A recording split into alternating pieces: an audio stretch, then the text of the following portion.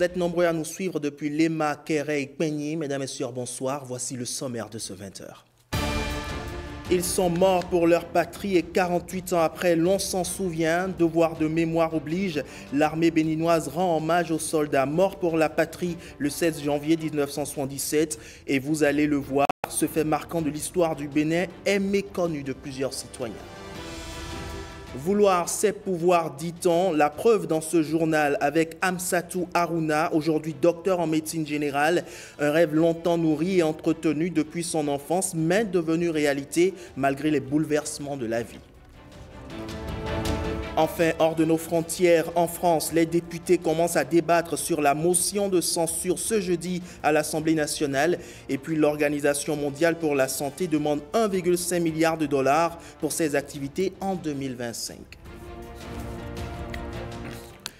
Démarrons tout de suite par cette piqûre de rappel. Un retour sur des faits qui remontent à 48 ans, jour pour jour, le 16 janvier 1977. Au petit matin, le mercenaire français Bob Denard et sa bande lancent l'opération Crevette contre la République populaire du Bénin, d'alors dirigée par le lieutenant-colonel Mathieu Kérékou. Pendant 3 heures d'une résistance acharnée, l'armée révolutionnaire va contenir les mercenaires de Bob Denard, qu'elle réussira finalement à mettre en déroute. Rappel historique de ces événements avec Patrick Diossou et Renaud Akagbo.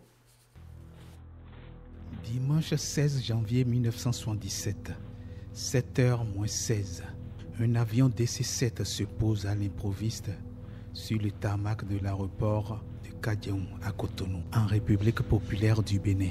Bénin ou Dahomey, l'étiquette n'y change rien.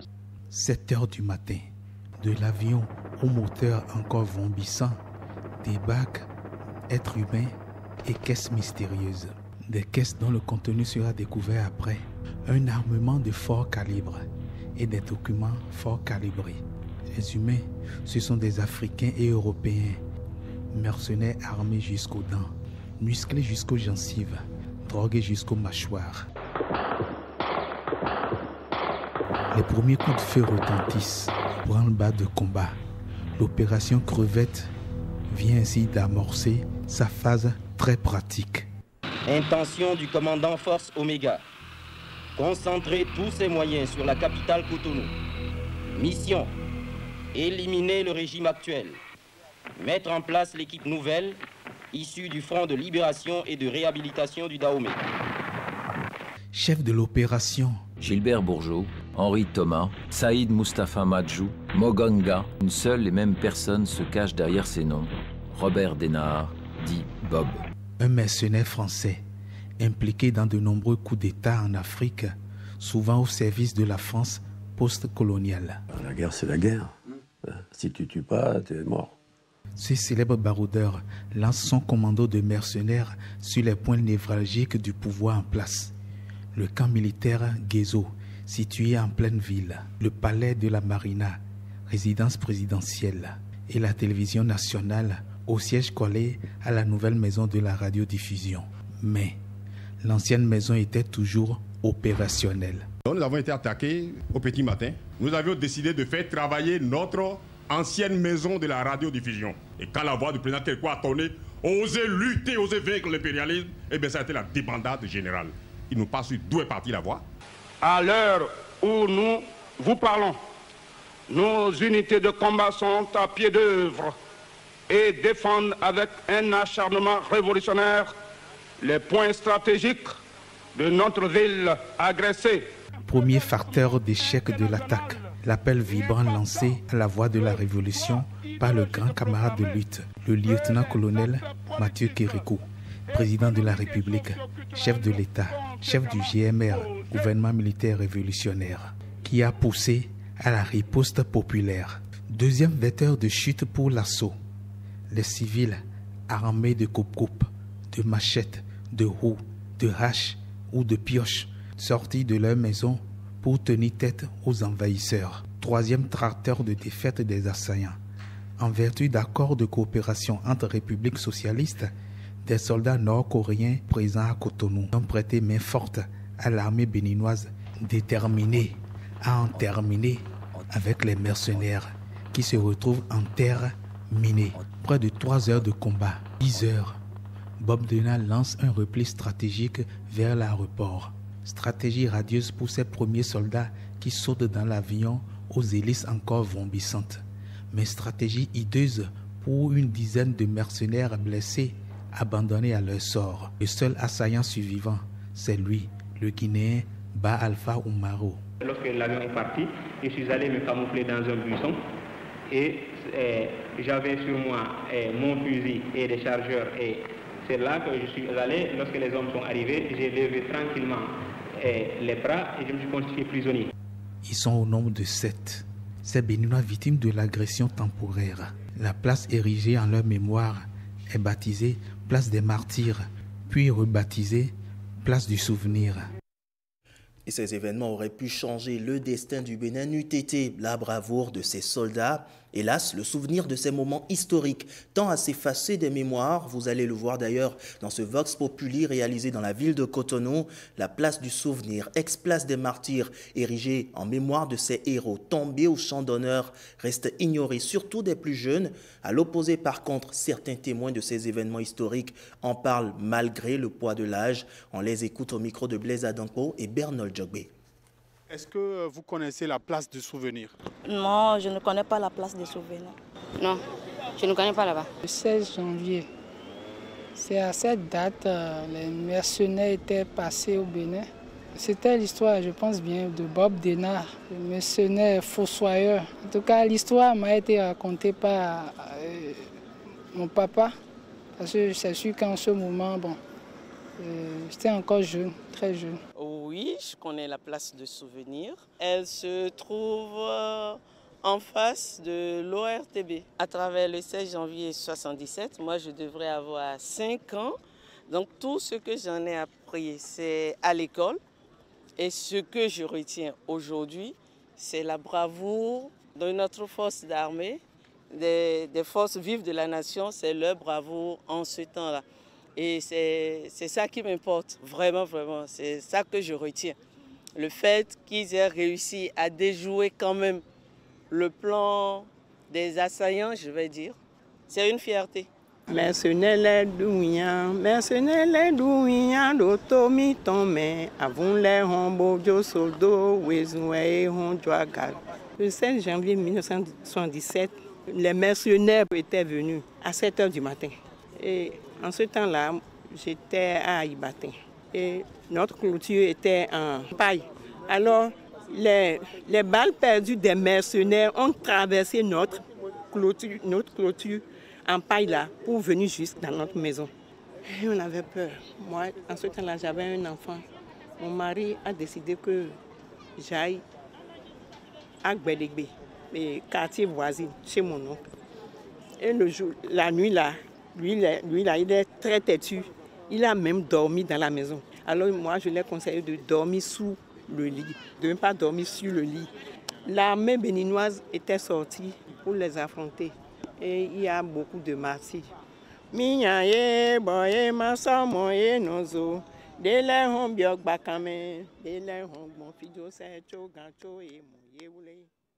Autre tranche de la population qui se rappelle de cette agression, c'est l'armée béninoise.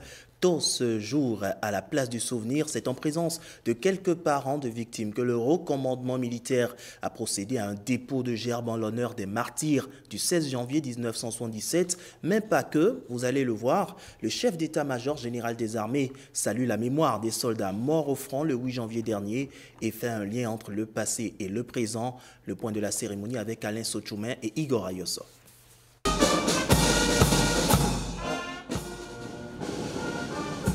Le 16 janvier 1977, le Bénin a été victime d'une agression mercenaire visant à renverser le régime révolutionnaire au pouvoir à l'époque.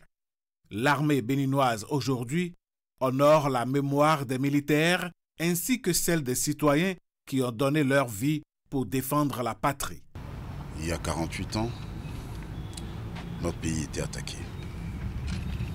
Des militaires, des civils, mobilisés et déterminés, ont fait face à la menace et notre pays n'est pas tombé. C'est le lieu pour moi aujourd'hui de rendre hommage à ces Béninois qui ont défendu le Bénin avec brio. Aujourd'hui, notre pays est à nouveau attaqué. J'ai une pensée pour les camarades tombés sur le champ d'honneur dans le cadre de l'opération Mirador. Je leur rends hommage pour leur bravoure. J'ai une pensée pour les parents. Je leur présente toutes mes condoléances. 48 ans après, c'est à une autre agression que fait face le Bénin. Le Bénin a toujours recherché la synergie d'action dans la sous-région. Le président de la République du Bénin s'est rendu 2 fois au Burkina Faso. Je me suis rendu 2 fois au Burkina Faso pour proposer que nous travaillions ensemble. Je suis persuadé qu'un jour, ça se fera, je ne désespère pas. Même chose pour le Togo avec qui nous travaillons très bien.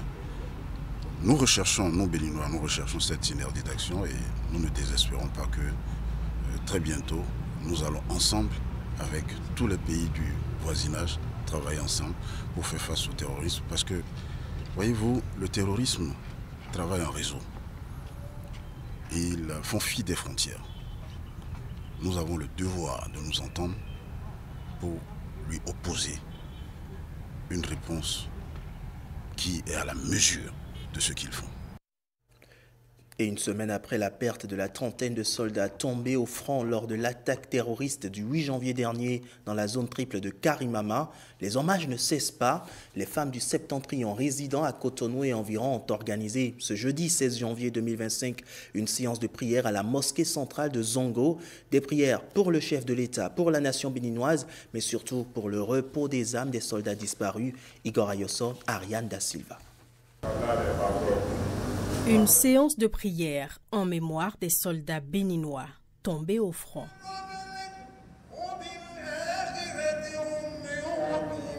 La cérémonie religieuse est organisée par les femmes du Septentrion résidant à Cotonou et environ pour rendre hommage à ces militaires tombés sur le champ d'honneur, mais aussi prier pour le repos de leurs âmes. Ces hommes courageux, défenseurs de notre patrie, ont consenti le sacrifice ultime pour préserver notre sécurité et l'intégrité de notre territoire. Leur bravoure et dévouement resteront à jamais gravés dans nos mémoires. Cette séance de prière a aussi été une occasion pour les femmes du Septentrion résidant à Cotonou et environ d'exprimer leur soutien au chef de l'État. Ils œuvrent sans relâche pour assurer la paix, la stabilité de notre nation. Nous implorons le Seigneur de le protéger, de le guider dans cette décision et de le garder jalousement sous sa divine protection. Nous appelons à une solidarité nationale autour du chef de l'État pour témoigner à la face du monde la grandeur de notre nation et sa capacité à retrouver son unité au cœur de la diversité de notre opinion pour préserver notre nation. Notre devise nous appelle à la fraternité. Je nous invite à la prière afin que Dieu veille sur notre nation. Après la séance de prière, un bœuf a été immolé en sacrifice. Et la Fondation Malerosso, elle, joue la carte de la sensibilisation après cette perte en vies humaines dans le rang des Béninois qui laisse plusieurs dans les mois. Elle mobilise très tôt, ce jeudi matin, les alphas et imams du Bénin. Ils sont nombreux à répondre à l'appel au patriotisme lancé par les responsables de la Fondation. Ernest Tétégou et Arnaud Adadja étaient nos reporters sur place. La menace terroriste n'est pas l'affaire singulière du gouvernement béninois. Même les responsables de la Fondation Malerosso interpellent les alphas et imams des mosquées du Bénin pour le renforcement de la sécurité nationale. En temps, nous avons organisé une tournée sous la supervision du premier vice-président et on a parcouru toutes les communes de la Takora et de Donga pour sensibiliser la population. Il peut y avoir des musulmans, des faux musulmans dedans. Si je m'en vais à quelque part, je dis Alléluia. On va dire que c'est un chrétien. C'est l'imam ou toi qui a dit Alléluia. Mais ils vont attaquer, ils vont dire c'est un chrétien. Ce n'est pas en disant Allah Akbar, Alhamdulillah, que ça signifie. Ils ont appris ça. En tout état de cause, le terrorisme, comme je l'ai dit, n'a pas de religion, ni de race, ni de couleur. La lutte continue. Mais même quand on est assis là, il a les terroristes parmi nous. Ah oui, c'est ça. Quiconque paraît suspect dans les lieux de culte, le dénoncer aussitôt. C'est cela la mission qui est assignée à ces préservateurs des valeurs de l'islam. On parle du terrorisme au Niger et au Bénin, au Nigeria, alors que tous ces pays-là sont frontaliers. Donc s'il y a une coopération collégiale, occuper les jeunes là, parce que celui qui a fait n'a pas de parole. Donc nous qui sommes des porteurs d'opinion, mes aînés qui sont des dignitaires religieux, c'est de notre devoir de porter cet évangile, de porter ce message pour dire, les jeunes, allez sur la plateforme PSI, allez postuler. L'islam, c'est la culture de l'amour, jamais la culture de la violence. Retour à présent sur cette célébration grandiose qui a sublimé les arts, la culture et la spiritualité vaudou du 9 au 11 janvier dernier. Le Bénin a vibré au rythme des Vodou Days, un événement qui met plein feu sur la tradition béninoise tout en propulsant le Bénin sur la scène mondiale. Dans le reportage qui va suivre, Marcel Arrossier évoque le triomphe d'une célébration, fruit d'une vision politique affirmée par le gouvernement depuis 2016. Suivant. Iba koni logo, iba teni lere. Ubidi ekwo yon do fa yivo. Bo kadamenji petekan mi do honu. La mazrek petekan. E khaladomenji me do honu e ni do tu bono honu bonu lama ho mizreu.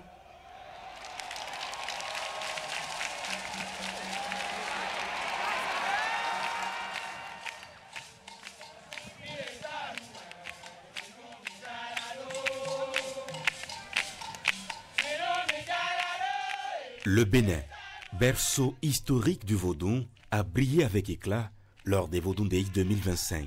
Cet événement qui célèbre les arts, la culture et la spiritualité témoigne non seulement de la richesse de ce patrimoine ancestral, mais aussi d'une vision politique forte initiée depuis 2016 par le président Patrice Talon. Nous sommes riches d'un patrimoine historique, culturel et naturel extraordinaire dont nous pouvons être fiers.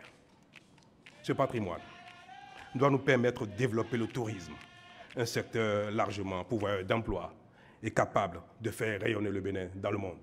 Depuis la présentation du programme d'action du gouvernement en 2016, une ambition claire a été définie. Révéler au monde entier la richesse et l'intensité du vaudou. Cet engagement s'est traduit par des investissements dans les infrastructures culturelles, une meilleure organisation des festivités et une communication accrue à l'international. En 2024, la traditionnelle fête du vaudou, célébrée chaque 10 janvier, s'est réinventée pour devenir un festival de plusieurs jours, désormais connu sous le nom de Vodou Days.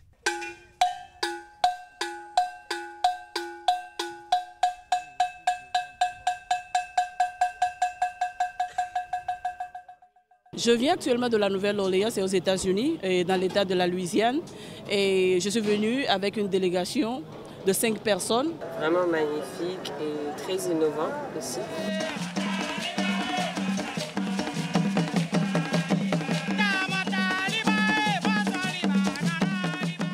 Au cœur de cette réussite, une organisation exemplaire. Toutes les dispositions ont été prises pour garantir la sécurité des participants tout en respectant la sacralité des rites. L'implication des acteurs culturels, des dignitaires vaudous et du gouvernement a permis d'assurer le succès de l'événement.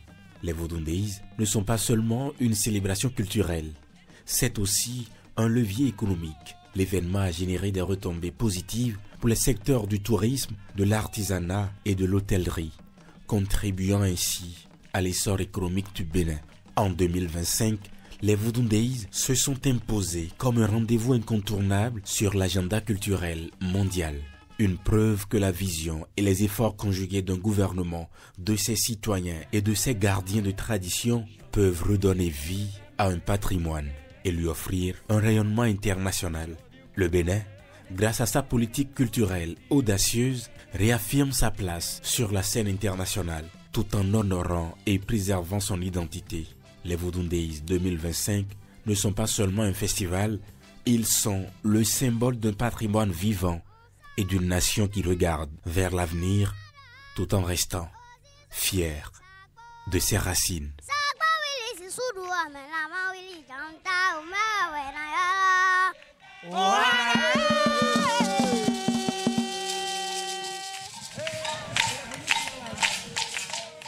Et les reportages sur les Vodou Days 2026 vous seront peut-être présentés depuis de nouveaux locaux de la télévision nationale où ensemble les travaux de réhabilitation d'un des bâtiments de la SRTB lancés en juin 2024. La ministre du Numérique et de la Digitalisation était sur site ce jour, accompagnée du ministre conseiller en charge des affaires économiques et du numérique. Une visite pour apprécier l'état d'avancement du chantier. Le détail avec Françoise Issou et Alexandra Djotan. C'est une visite de constat de l'évolution du chantier. Sous la conduite de l'équipe technique en charge des travaux, les deux personnalités ont fait le tour des installations en cours. S'assurer que rien ne bloque le bon avancement des travaux, c'est la raison de cette descente des deux ministres dans les locaux de la SRTB, précisément au niveau du chantier de réhabilitation du bâtiment ayant abrité l'ancienne télévision BB24. Le gouvernement et son chef, le président Patrice Talon, ont eu à cœur de moderniser en profondeur, de réformer le secteur des médias. Et à cet effet, des investissements importants ont été consentis pour ce nouveau groupe de médias, enfin ce groupe de médias transformé. Une partie de ces investissements a concerné l'acquisition d'équipements de production dans un premier temps pour vraiment améliorer les prestations de services de la structure. Et donc, une deuxième partie concerne la réhabilitation de locaux pour offrir un meilleur environnement de travail, offrir un cadre qui est aux standards internationaux pour un groupe de médias qui porte une telle ambition gouvernementale. Et c'est dans ce cadre que la réhabilitation du bâtiment qu'on appelle communément le bâtiment BB24 ici a été autorisée par le Conseil des ministres. Et je suis assez contente de voir l'évolution, l'avancement des travaux et de voir également que toutes les équipes sont engagées et mobilisées. Ici, on a la régie de montage et on a la régie de diffusion. Une satisfaction suscitée par l'avancement physique des travaux, mais aussi par les éléments de réponse apportés par les membres de l'équipe technique aux différentes questions à eux posées. Besoin d'être un spécialiste pour comprendre un minimum. Lorsque les normes sont respectées, lorsque dans une salle, vous voyez des dispositions prises pour qu'en cas de maintenance, en cas de panne, immédiatement on puisse détecter pour que rien n'empêche le bon fonctionnement d'un plateau télé où vous comprenez que ça se comprend, que c'est bien pensé et ça avance parfaitement bien. Ces travaux, d'un point de vue plus large, s'inscrivent dans une dynamique d'un Bénin qui se réinvente. La communication est essentielle pour la visibilité de notre pays et pour ce qui s'y fait pour le bonheur des Béninois. Je pense que nous aurons un Bénin numérique et prospère. Pour une société de radiodiffusion et de télévision du Bénin modernisée, ce n'est donc plus qu'une question de temps. Allons à présent à la rencontre d'une jeune fille. Je l'annonçais tantôt en titre, symbole d'espoir et de résilience. Elle est un témoignage vivant de la transformation des vies au travers de l'éducation. Son nom, Amsatou Haruna, docteur en médecine générale. Aujourd'hui, un rêve longtemps nourri et entretenu depuis son enfance, mais devenu réalité malgré les bouleversements de la vie. Amsatou Haruna, un parcours inspirant entre résilience et espoir. C'est le portrait que nous propose Ulvaïus Balogun, Benjamin Denayon et Mathieu Sokeno. Son histoire aurait pu être celle de nombreuses jeunes filles issues de milieux défavorisés qui voient leurs rêves s'envoler faute de soutien et d'accompagnement. Originaire de Guinée, dans la commune de Malanville, à plus de 700 km de Cotonou, Amsatou Haruna aurait pu voir son avenir bousculé. En classe de terminale, elle perd son père, principal soutien de sa famille. C'est vrai que tout le monde voulait que j'aille à l'école, essentiellement maman.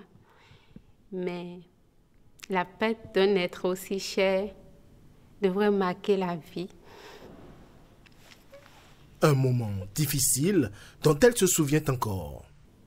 C'était que j'étais encore enfant et peut-être que je ne réalisais même pas ce que ça faisait perdre un être cher. Mais avec le temps, plus les années passaient, plus je me rendais compte de ce que sa présence signifiait. Mais son histoire prend un tournant inattendu grâce à une organisation non gouvernementale engagée pour l'éducation des enfants vulnérables. Je pense qu'ils étaient venus rencontrer les autorités de l'école pour pouvoir apporter leur aide à l'école ou prendre leurs besoins sur place et voir dans la mesure du possible comment les aider. C'est à cette occasion-là, très souvent je déclame des poésies, souvent préparées, parfois improvisées. Et ce jour-là, c'était improvisé. Et comme j'avais encore ce sentiment de perdre l'être cher, où je ne savais pas forcément ce qu'allait devenir mon avenir, je ne savais pas si c'était vraiment, si je pouvais continuer, est-ce que je pouvais nourrir encore mon rêve de devenir médecin, est-ce que c'était permis pour moi d'avancer dans les études. Donc j'avais évoqué tout ça, c'était vraiment un mélange de sentiments. Et je pense que ça les a touchés. Son papa venait de passed away, il venait de mourir, faire sa transition. Et elle me parlait, et pendant qu'elle me parlait, j'étais avec deux de mes partenaires. Ils se sont mis à pleurer, mes partenaires pleuraient. J'étais obligé de pleurer, moi aussi, j'ai essayé de pleurer. Avec un soutien financier pour ses frais de scolarité, mais aussi un encadrement psychologique et moral, le rêve d'Amsatou prend forme. Aujourd'hui, diplômée de la Faculté des sciences de la santé de Cotonou, elle est passionnée par la recherche et les pratiques cliniques innovantes. Ma thèse a porté sur les fractures trochantériennes. Avec le travail que j'ai eu à faire, on a vu que ce sont des fractures très fréquentes au Bénin. Et malheureusement, c'est des fractures qui devraient être prises en charge en urgence. Parce que qui dit fracture dit beaucoup de dépenses à l'hôpital. Et aujourd'hui, le patient lambda ne peut pas s'offrir un traitement chirurgical. Et quand on dit fracture de hanche, le traitement doit être chirurgical. On ne peut plus parler de traitement fonctionnel, on ne peut plus parler de traitement orthopédique, c'est chirurgical. Et ça permet aux patients de se relever même le lendemain si la prise en charge est faite aussitôt. Forte d'une expérience en gestion des maladies tropicales négligées, en santé sexuelle et reproductive et en médecine d'urgence et secourisme, elle aspire à se spécialiser en chirurgie viscérale ou en gynécologie obstétrique. J'ai toujours rêvé d'être une chirurgienne. Je ne sais pas pourquoi. Malheureusement, ça ne se fait pas au Bénin parce qu'au Bénin, on fait de la chirurgie générale. Mais moi, j'aurais besoin d'être plus spécifique, de me concentrer sur la chirurgie digestive ou à défaut faire de la gynécologie et ça m'aidera à être à côté de deux âmes précieuses, la mère et l'enfant. Même si le rêve nourri par Amsatou n'est pas encore atteint, son parcours illustre l'importance de l'éducation et de l'accompagnement pour briser les cycles de pauvreté et d'injustice. Elle est aujourd'hui une source d'espoir pour son village guinéen et au-delà, montrant qu'avec le soutien adéquat, aucun obstacle n'est insurmontable.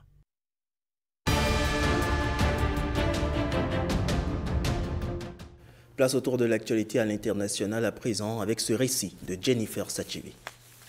Le président centrafricain est en visite en Russie. Il est arrivé à Moscou dans la soirée d'hier mercredi pour une visite officielle de 3 jours. Au programme, une rencontre avec son homologue russe, Vladimir Poutine, qui s'inscrit dans le cadre de discussions sur l'état actuel et les perspectives de développement de la coopération bilatérale dans les domaines de la politique et du commerce. À l'occasion, le président centrafricain a fait des éloges sur la bravoure des guerriers russes, reconnaissant pour leur aide alors qu'ils étaient dépêchés dans son pays en tant qu'instructeurs militaires.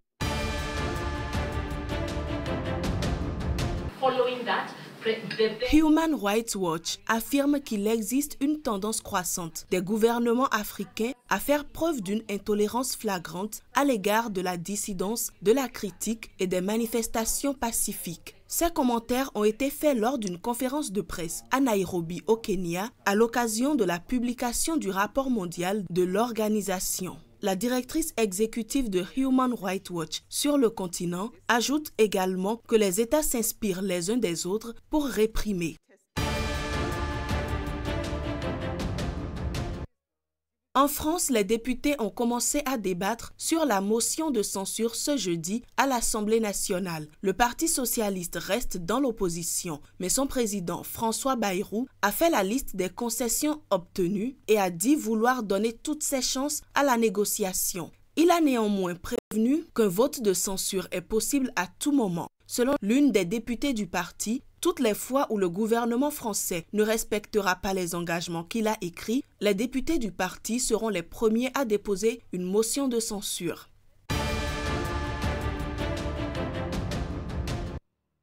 L'Organisation mondiale pour la santé demande 1,5 milliard de dollars pour ses activités en 2025 dans un contexte de crise sanitaire mondiale sans précédent. Avec un montant identique à celui de l'année dernière, l'OMS cherche à faire face aux dizaines de crises sanitaires dans le monde. Selon le directeur général de l'organisation, au total, 305 millions de personnes ont besoin d'une assistance humanitaire. C'est tout pour ce 20h. Merci de l'avoir suivi. Bonsoir chez vous.